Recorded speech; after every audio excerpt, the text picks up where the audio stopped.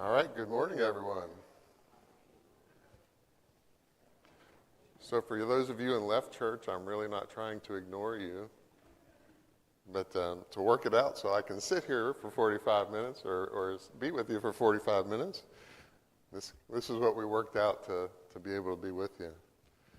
So maybe for a couple of weeks, we want to kind of fill in center and right going forward. Hopefully a couple more weeks and I'll be able to stand. Who knows? Not that long. I don't know if I would really want to try that right now. I'm going to share a couple of announcements with you that we're going to repeat at the morning and evening worship, but just in case you don't catch them really well during those times, I'm going to share them with you now. Just some things we wanted to catch up on. So we did want you to know that we've made arrangements for preaching for our worship assemblies until we've found and hired a new minister. We want to thank the brethren from the area who have been so willing to help us out with that in our time of need. So on first Sundays, we will have Steve Fox with us. On second Sundays, we're going to have a young man by the name of Jordan Morris. He is a student at the West Virginia School of Preaching, and this is an opportunity for him to gain experience. On third Sundays, Randy Baker will be speaking, and on fourth Sundays, Harry Ogletree is going to be speaking. Harry has agreed to preach today and next Sunday, so really want to thank Harry for filling in on short notice. It takes a lot of time to prepare those lessons, so to just come at him suddenly and say, hey, Harry, we need you to do the next 2 weeks, really appreciate his willingness to do that. A couple of upcoming special speaking dates we want to make you aware of so you can plan to be here. February 18th will be our first visit by one of the preachers who's expressed an interest in exploring the position here. He's going to teach the adult Bible class as well as the morning and evening worship assemblies. We will plan a fellowship meal to follow the morning assembly so that you have the opportunity to stay and get to know him and his wife. Encourage you to attend each of the assemblies. We're going to ask for your feedback on the people that we bring and get your input on that. And we're going to hold back on the name until we get closer to it on both of the ones I'm going to share with you. March 3rd, we'll be hosting a second preacher who's interested. He too will teach the adult class and preach at both assemblies. We will plan a fellowship meal for that visit as well. And the same, we'll announce his name as we get closer to it. March 24th, we're going to welcome Dave Deagle. He's from the West Virginia School of Preaching, and he's going to talk to us in the adult Bible class about West Virginia School of Preaching, the opportunities there, the way that congregations can assist with that. I would really encourage you, if you know of anyone who is considering entering the ministry, that this would be an excellent opportunity to invite them.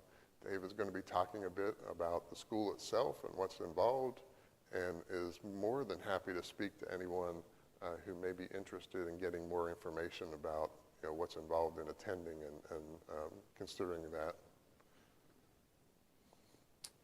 He will also preach at the morning assembly, nothing to do with West Virginia School of Preaching. He's just going to use that opportunity while he's here to preach. Do want you to know that those are not the only two candidates we've had. So we have received contact from about 10 or 11 men so far. We're exploring, each of the things they've sent us, looking at, for those of them that have, for instance, video recordings and so forth of their material online. It takes a while to weed through all of that and look at all those things and get an idea about people. We have extended an invitation to another gentleman, and he is looking to see where he may be able to join us as well.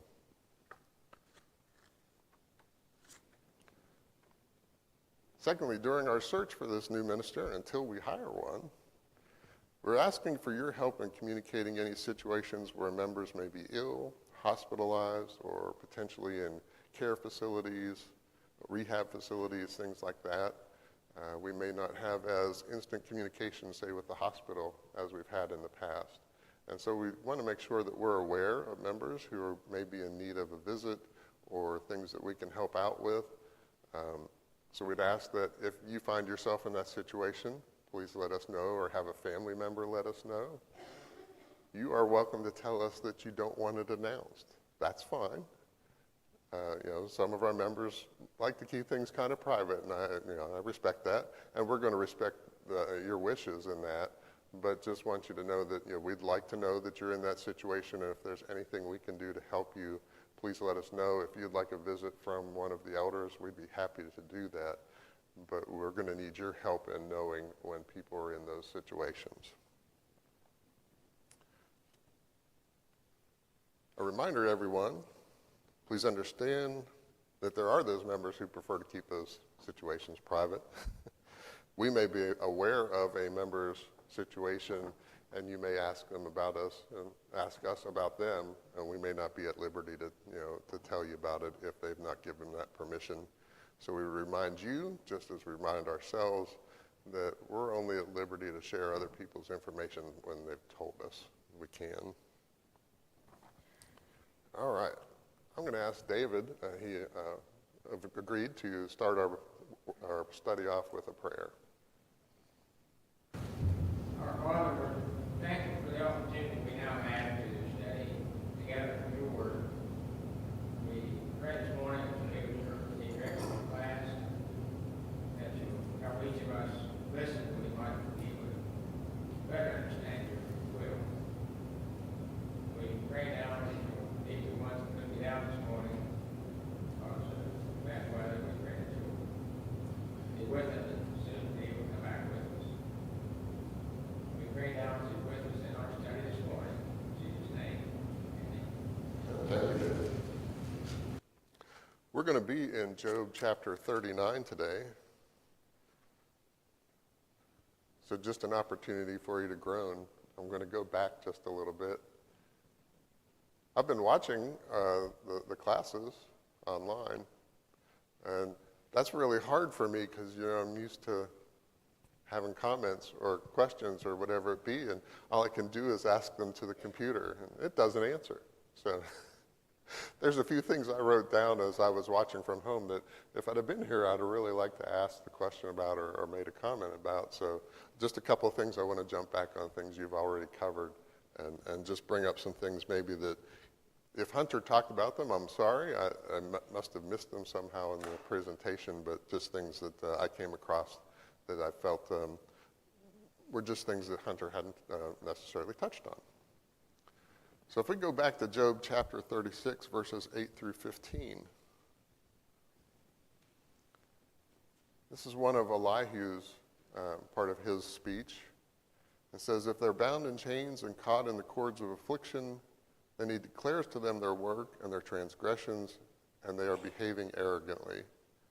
He opens their ears to instruction and commands them that they return from iniquity. If they listen and serve him, they complete their days in prosperity and their years in pleasantness. But if they do not listen, they perish by the sword and die without knowledge. The godless in heart cherish anger. They do not cry for help when he binds them. They die in youth, and their life ends among the cult prostitutes. He delivers the afflicted by their affliction and opens their ears by adversity. So in this section of Elihu's speech where he addresses God's greatness, that's the whole section here, is Elihu talking about how great God is. He brings out an interesting point. His application of this, in this case to Job, he's applying it to Job here, and that's incorrect because each of those who have come to visit Job are of that mindset that Job has done something wrong and that's why he's being punished, right? And I know Hunter talked about that. But they're each of that mindset that this is why this is happening, okay? And this is what Elihu is making the point here is that God is afflicting you because there's something wrong in your life and you need to correct it. But if we look at the concept that he's talking about, I think it's really true and good for us to understand. The afflicted are, in this circumstance then, through this affliction that God has placed upon them, are stripped of their pride and arrogance. That's the whole point. When we deal with affliction in our own lives, it's because God is trying to teach us a lesson. It's not because he's trying to punish us. He's trying to help us strip away those things that we think, I'm it, right? I don't need God. I can deal with things on my own. I'm successful on my own. And God uses sometimes that affliction to help us realize that we truly do need him, that we can't do it on our own. God's intent, then, is to open their ears to the possibility that they need to change or improve. They can either listen, and we're told that if they listen and repent, then their life is going to return to a time of pleasantness and happiness. Now, that may not mean worldly pleasantness and happiness, but pleasantness and happiness from a spiritual aspect, right? We can deal with things that aren't pleasant in life and still be joyous if our relationship with God is right, and we recognize that that needs to be the focus of our life. On the other hand, if they ignore that, if they don't learn from the lesson that they're being given, then they'll reach the end of their life never having restored that relationship with God, never having the hope of an eternal life with him. Don't we, so those of you who have kids, don't we as parents kind of do that same thing? I realize there are those parents out there who like to punish kids just because they get off on punishing kids or punishing others, right? And kids are under their control. That's not who I'm talking about here. I'm talking about parents who love their kids and want the best for them, and they enact punishments or disciplines not to punish the child per se, but to teach them, right? To bring them to an understanding that what they've done is wrong, and you need to consider the consequences of that wrong behavior and work on correcting it. We see this same concept when God causes first Israel and then later Judah to be taken away in captivity, don't we? It wasn't about God necessarily punishing them, although I'm sure he was frustrated with them. But it was about trying to bring them into a repentance and understanding of just how far they had drifted away from him through things like idolatry, right? And in the case of Judah, they are restored after the 70 years and they have learned their lesson. If God had wanted to destroy them, captivity wasn't the necessary means to do that. He could have easily done that on his own in any number of ways. And instead, he was choosing a method that he hoped would teach them a lesson. The other thing I wanted to talk about was Job chapter 36, verse 18,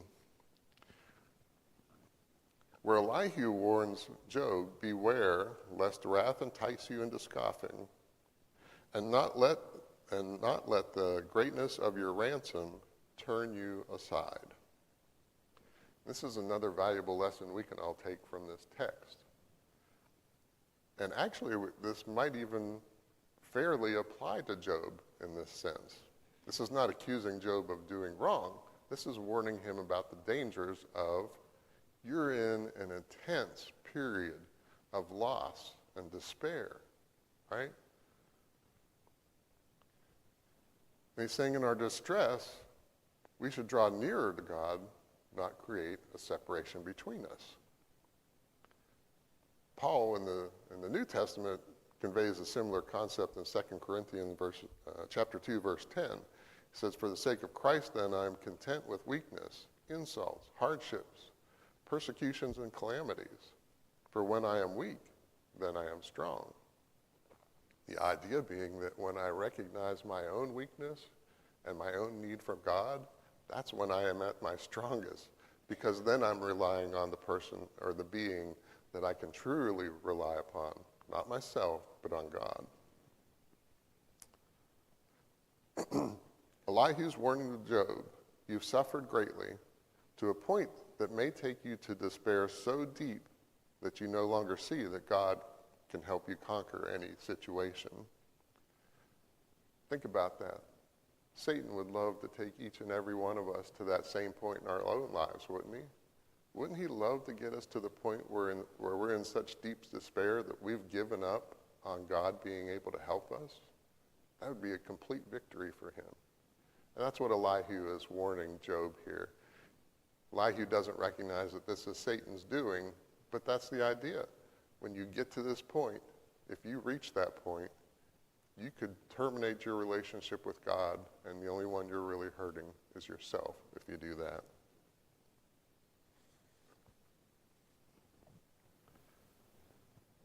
A couple of quick notes from Job chapter 38.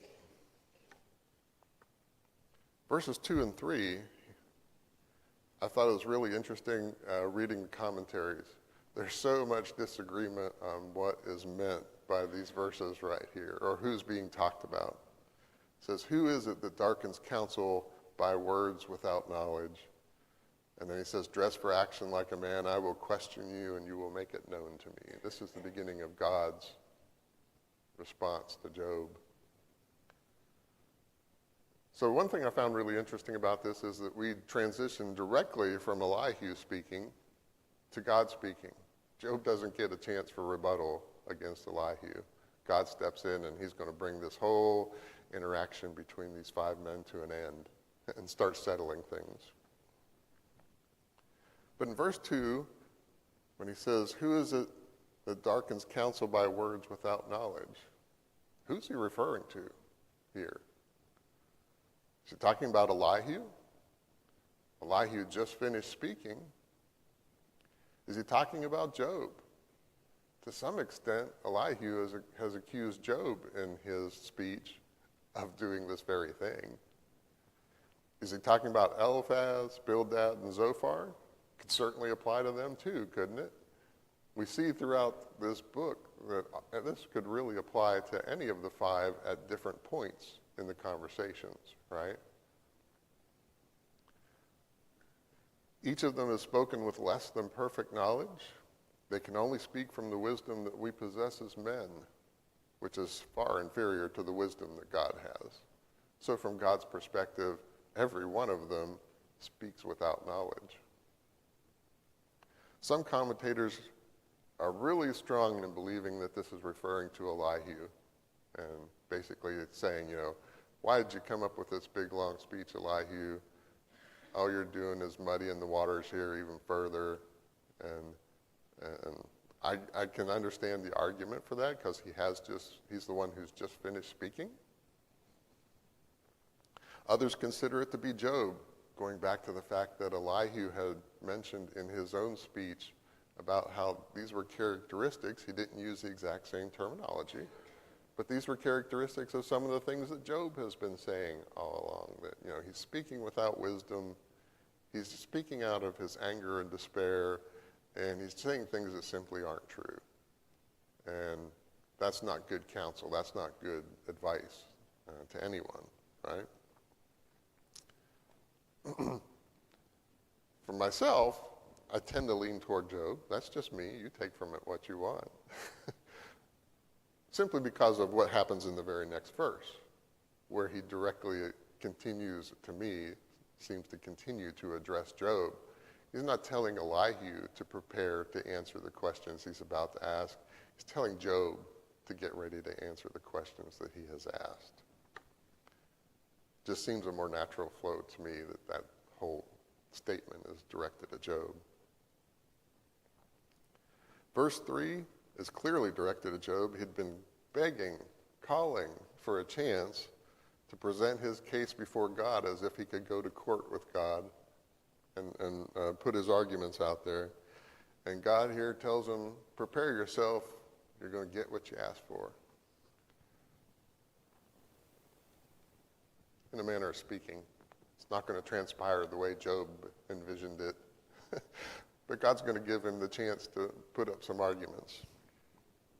And then some notes I had about verses 4 through the end of chapter 38.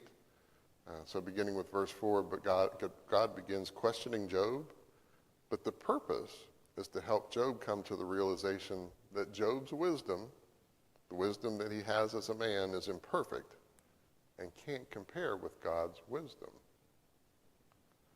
Job had asked for an audience several times throughout this book, and now it's granted. And that kind of reinforces that adage that we all know, be careful what you ask for or wish for, you just might get it. This is kind of Job's situation, and we're going to see that very clearly when it comes to his chance to talk.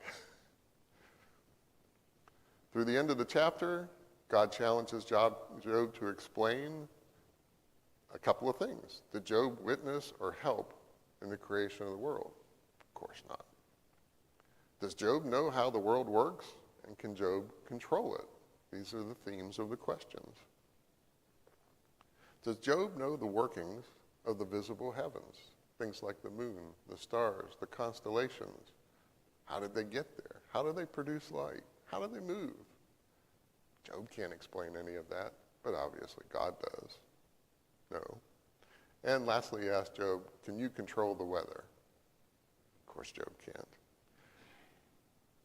Even in our modern technology and all the things that we have available to us through gizmos, gadgets, and technology, even our current meteorologists are doing well if they get it right half the time.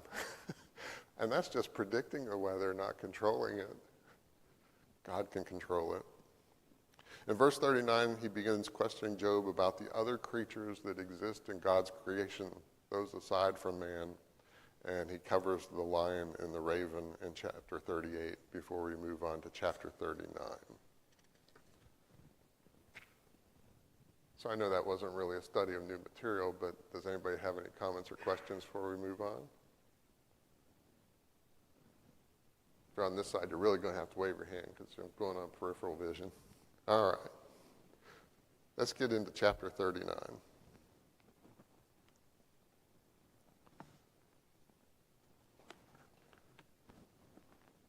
We're going to read all the way through 39 one time, and then we're going to come back and look at different sections. So I'm reading from the ESV.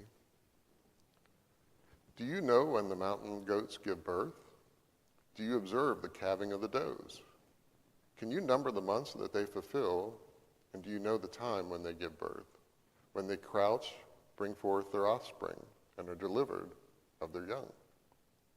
Their young ones become strong, they grow up in the open, they go out and do not return to them. Who has let the wild donkey go free?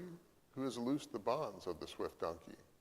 To whom I have given the arid plains for his home, and the salt land for his dwelling place. He scorns the tumult of the city, he hears not the shouts of the driver. He ranges the mountains as his pasture, and he searches after every green thing. Is the wild ox willing to serve you? Will he spend the night at your manger? Can you bind him in the furrow with ropes? Or will he harrow the valleys after you? Will you depend on him because his strength is great, and will you leave to him your labor? Do you have faith in him that he will return your grain and gather it to your threshing floor? The wings of the ostrich wave proudly, but are they pinions and plumage of love? For she leaves her eggs to the earth and lets them be warmed on the ground, forgetting that a foot may crush them and that the wild beast may trample them. She deals cruelly with her young as if they were not hers. And though her labor be in vain, yet she has no fear, because God has made her forget wisdom and given her no share in understanding. When she rouses herself to flee, she laughs at the horse and his rider. Do you give the horse his might? Do you clothe his neck with a mane? Do you make him leap like the locust? His majestic snorting is terrifying. He paws in the valley and exults in his strength. He goes out to meet the weapons. He laughs at fear and is not dismayed. He does not turn back from the sword. Upon him rattle the quiver, the flashing spear, and the javelin. With fierceness and rage he swallows the ground. He cannot stand still at the sound of the trumpet. When the trumpet sounds, he says, "Aha!" He smells the battle from afar, the thunder of the captains and the shouting. Is it by your understanding that the hawk soars and spreads his wings toward the south? Is it at your command that the eagle mounts up and makes his nest on high? On the rock he dwells and makes his home, and on the rocky crag and stronghold. From there he spies out the prey, his eyes behold it from afar. His young ones suck up blood, and where the slain are, there he is. All right, so that was a pretty lengthy reading. And we covered a number of creatures that are part of God's creation. So just like man, God knows every aspect of every one of these creatures. They're his creation, of course. But he's asking Job, do you understand any of these animals? This is something you, Job, could potentially observe. Okay, some of the things I've already asked you about, the stars, the moon, those are pretty big concepts. I get that you don't understand those, so let's make it simpler for you. I'm going to ask about animals you might even see.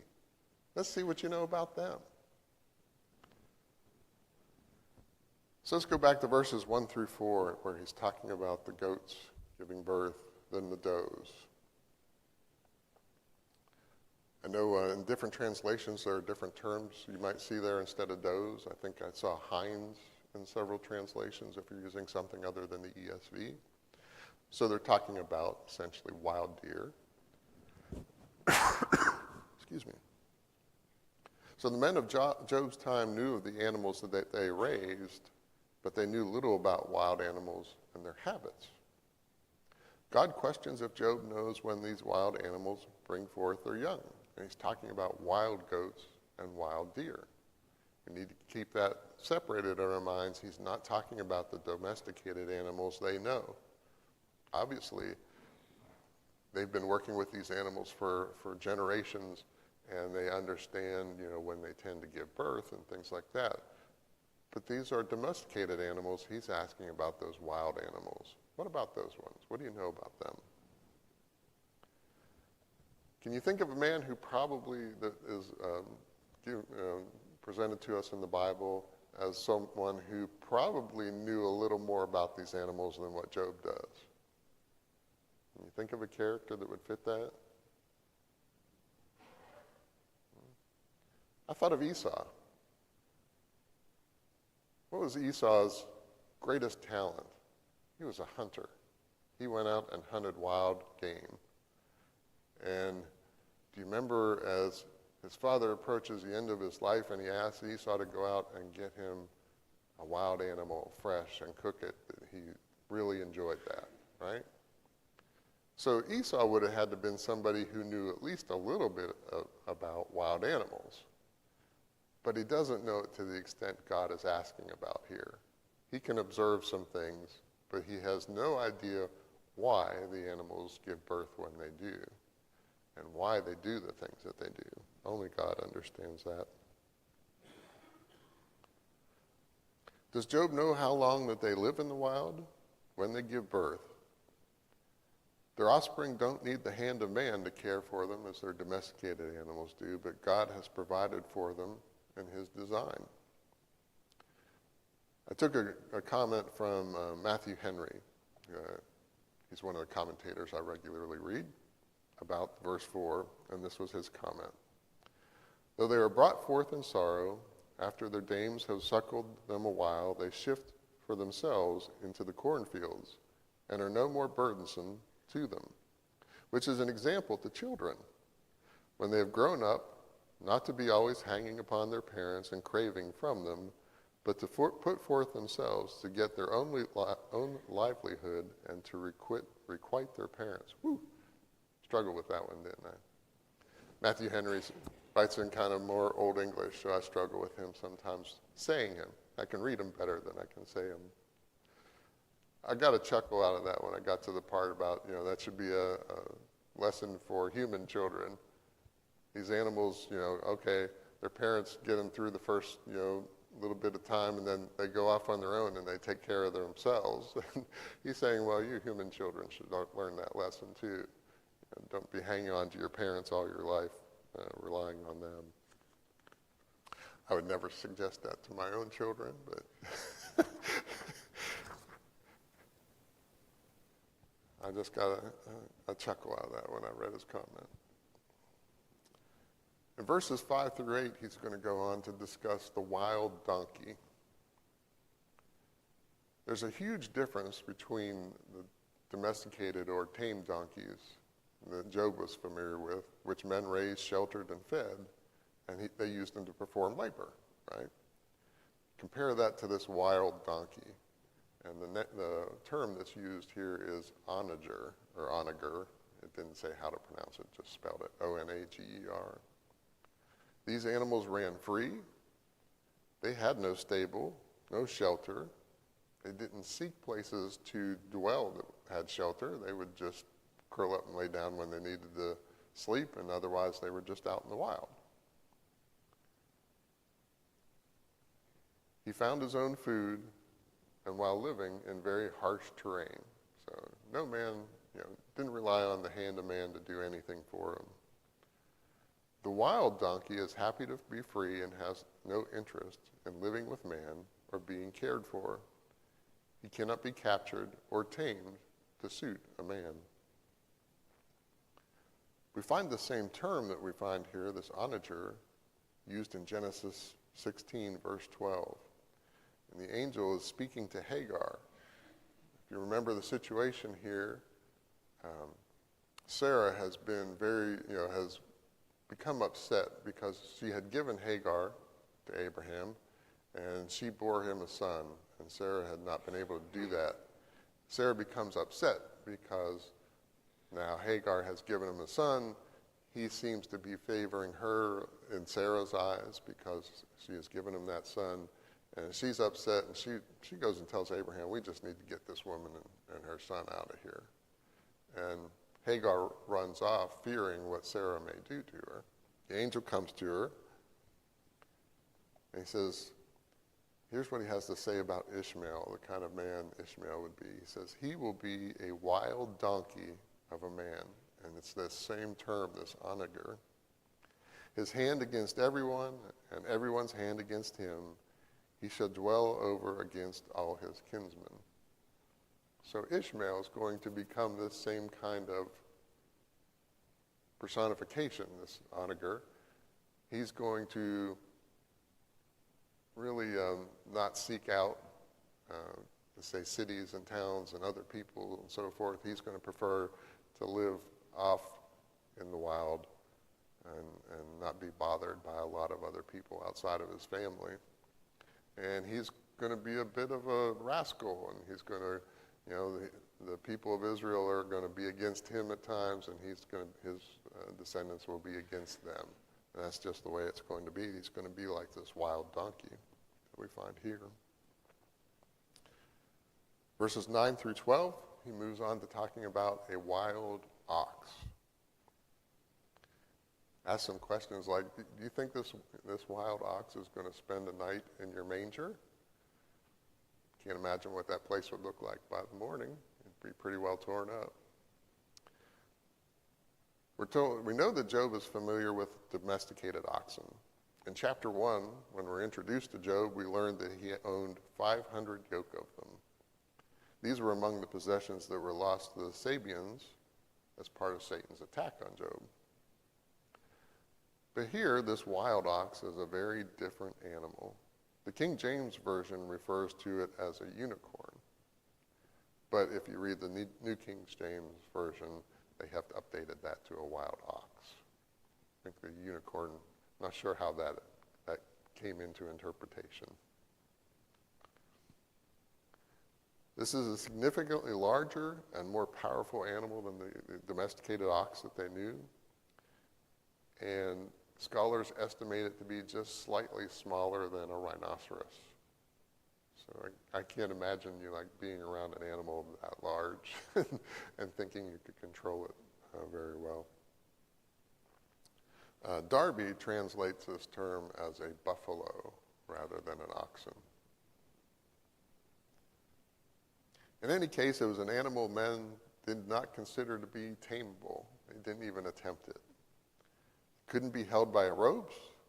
It was not willing to perform labor that men directed, and so it had never become part of the animal kingdom that man took into his home, or at least into his property, and worked with. Yet this creature lives according to the design by which God created for it. It lives exactly as it's supposed to. It was never intended to be man's. Now that brings up an interesting question then, right? So man is given dominion over everything, all of the animals. And yet here appears to be an animal that doesn't seem to agree with that too well. The wild donkey and the wild ox really resist man in many ways.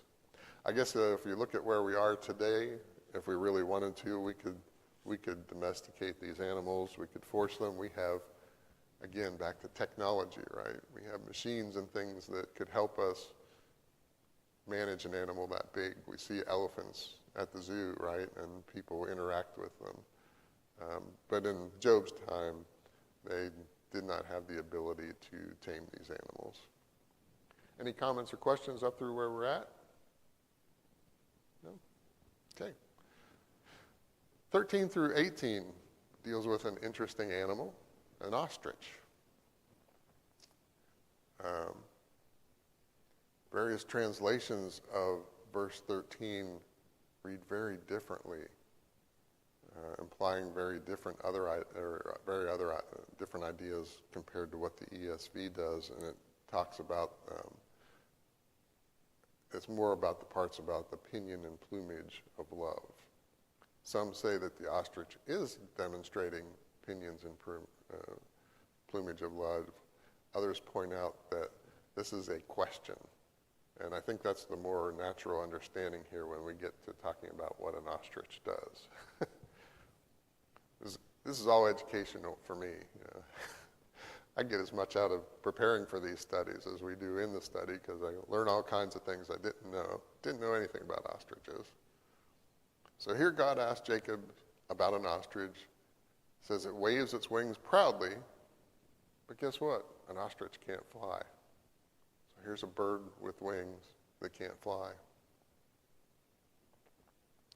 Can Job explain why God chose to give wings to an animal that can't fly? Doesn't make sense from a man's perspective, does it? Then he goes on to ask, does the female ostrich use her wings in a loving way? And this is why I think the translations that read similar to the ESV get this verse a little more in the sense of how it's meant. And the answer is no. So we look at other birds. What do? They build nests. They lay their eggs. They sit on those eggs and protect them, don't they? When their chicks or babies are born, do they just kick them out? No, they protect them. We look at hens, for instance, who will cover their chicks, right, to protect them if they're out in the yard, for instance.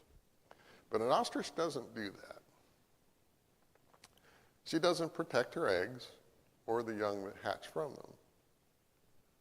We're going to compare that to the imagery that Jesus used in Luke chapter 13, verse 34, where he said, "O Jerusalem, Jerusalem, the city that kills the prophets and stones those who are sent to it, how often I would have gathered your children together as a hen gathers her brood under her wings, and you were not willing."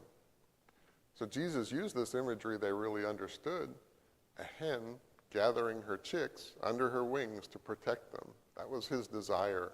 He wanted to bring them all into a right relationship with God and restore them, and instead they rejected him. But that wasn't the point I wanted to draw out of this. Even Jesus used the imagery of a bird protecting its young, right? In contrast, an ostrich makes no nest for its eggs. It doesn't even bother finding a safe place to lay its eggs. It just lays them wherever it is when the time comes for an egg to be laid. That can be in the middle of the ground, on the sand, on the dirt. Ostrich doesn't care. Just lays an egg and moves on. Doesn't hang around, doesn't protect that egg, doesn't have a thought of it after it lays the egg, just moves on. Even after the eggs tend to hatch, the mothers rarely do much for them. And it says even in particular, even those ostriches that do take care of their babies, when it comes time for the mating season, they chase them off. They don't want them around interfering with mating season. And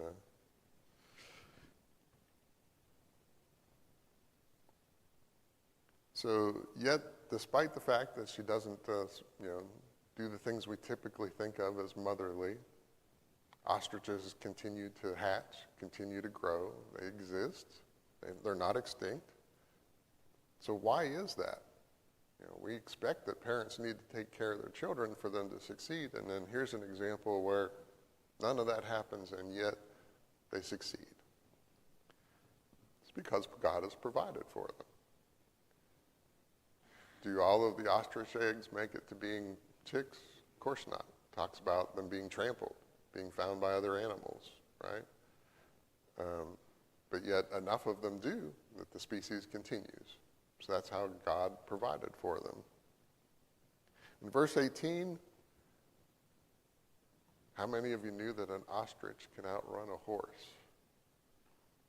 That's the idea that's here. That's why the ostrich laughs. So the idea here is, here's a man riding a horse who thinks he's going to catch an ostrich and tame it, domesticate it. And the ostrich just laughs because he can outrun the horse. Again, who would have thought, other than God, that that would be the case? I heard the first bell. I think we have enough time to do 19 through 25 before Eric boots me out. Here we do get to the horse. Job is familiar with horses. We're not told in the opening that he has any horses, but he would be familiar with horses even if he doesn't own them himself. In this era, horses were animals of battle. So horses didn't get hooked up to plows. Horses didn't get hooked up to carts. Okay? Horses were animals that were ridden into battle, whether it was on horseback or whether it was pulling chariots. That's what horses did in this area, or what men used horses for. They were recognized as both powerful and swift animals, that God had created them in a way that made them both strong and fast. And God questions Job directly, did you give the horse his strength and his speed? They're accustomed to an animal may be strong or an animal may be fast, but they were rarely both, and the horse is this rare combination. So though domesticated rather than the wild animals cited, even a domesticated horse isn't completely under the control of the master. If the horse really wants to resist the rider, he's really stronger than the man controlling him, right? And we understand that. If it came down to it, a man can't overpower a horse that refuses to be tamed. Verses 22 through 25, the horse can respond to threatening situations in a way that truly defy nature. Do animals run into danger? No, they run away from it. If you have a fire, does an animal run into the fire? No, they run away from it. If you have a flood coming, water rushing in, they don't run to it, they run away from it. That's nature. Flee from the danger. And instead you have the horse that doesn't have that same mentality. If he did, he'd never be successful as an animal you could ride into battle, right? Because if you started in the battle and the horse saw the people on the other side and turned around, you're not going to be very successful as a soldier. So here's an animal who defies the natural tendency to avoid danger or conflict. These verses imply that God has given them a unique nature that defies the nature that is found in the other animals we know of. The horse doesn't charge into battle because he believes in the cause. So men may be frightened of the battle. That's natural, that's understandable, and yet they go into it. Why? Because they believe in the cause, right?